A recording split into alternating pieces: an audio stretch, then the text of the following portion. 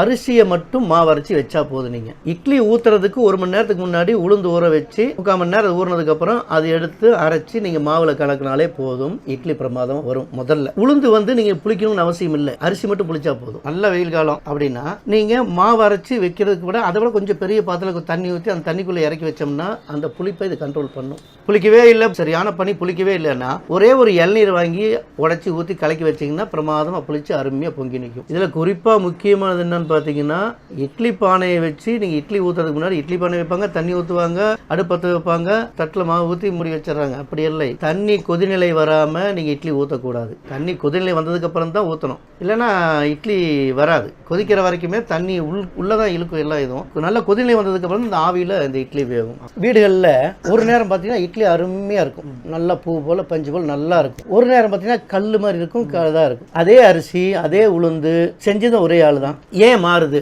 அப்படிங்கும்போது இந்த இட்லிக்கு முக்கியமானது சார் காலச்சூழல், கிளைமேட் தான். இட்லி அந்த புளிப்பு சரியான விகிதாச்சாரத்தில் அந்த புளிப்பு இருக்கும். கணவன் மனைவி 2 குழந்தைங்க இருக்காங்க. அவங்க எப்பவும் போலவே இரவு 8 மணிக்கு மாவு அரைச்சி வைக்கிறாங்க. அன்னைக்கு அவங்க வீட்டில் ஒரு 4 உறவினர் எக்ஸ்ட்ரா வந்துட்டாங்க, அவங்களுக்கு சேர்த்து சமைக்கிறாங்க. அந்த ரூம் டெம்பரேச்சர் அதிகமாகும். இந்த டெம்பரேச்சர் தான் புளிப்புக்கு காரணமாக இருக்கிறது. அதே மாதிரி மழை காலத்தில் கொஞ்சம் லேட்டாக புளிக்கும், பனி காலத்தில் ரொம்ப லேட்டாக புளிக்கும், வெயில் காலத்தில் சீக்கிரம் புளிச்சிடும். அந்தந்த காலச்சூழல் இன்னைக்கு எத்தனை பேரன் ஹீட் எப்படி உஷ்ணம் இருக்கோ அதுக்கு தகுந்த மாதிரி பேலன்ஸ் பண்ணி தான் இந்த இட்லி பண்ண முடியும். இந்த அரிசி ஊற வைக்கிறதுலேருந்து சார், தண்ணியில் அரிசியை ஊற வைக்கிறதுலேருந்து அந்த மாவு அந்த அரிசி கொஞ்சமாக புளிக்க ஆரம்பிக்கும். மாவு அரைக்கிறதுன்னு ஒரு பதம் இருக்குது சார். இன்றைக்கி யாரும் மாவு அரைக்கிறது இல்லை, எல்லாம் ரெடிமேடு இயந்திரமாக போச்சு, எல்லாம் வாங்கிட்டு போயிடும். மாவு அரைக்கிறதுலேருந்து ஆரம்பிப்போம். நாங்கள் மாவு அரைக்கும் போது அரிசி மாவு மட்டும்தான் அரைச்சி வைப்போம், உளுந்து மாவு அரைச்சி வைக்க மாட்டோம். இப்போ நம்ம இட்லி ஊற்றிட்டே இருக்கோம், ஊற்றி முடிச்சுட்டு கடைசியாக இந்த மாவு வலிச்சு ஊற்றி ஒரு இட்லி ஊற்றுவாங்க. அது வரைக்கும் நல்லா வந்துட்டு இருக்கும். இந்த கடைசி மாவு இட்லி பார்த்தீங்கன்னா கல் மாதிரி தான் இருக்கும். ஏங்க இது கல் மாதிரி இருக்குன்னா, ஏங்க அது கடைசி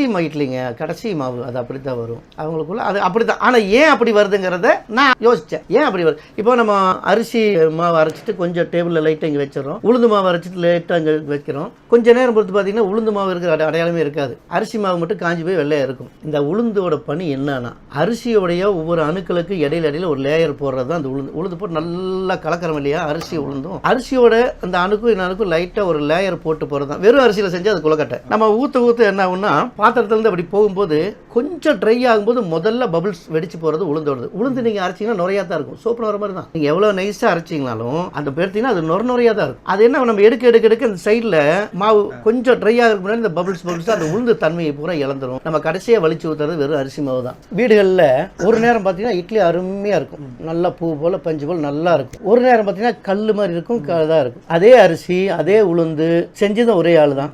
ஏன் மாறுது அப்படிங்கும்போது இந்த இட்லிக்கு முக்கியமானது சார் காலச்சூழல், கிளைமேட் தான். இட்லி அந்த புளிப்பு சரியான விகிதாச்சாரத்தில் அந்த புளிப்பு இருக்கணும்.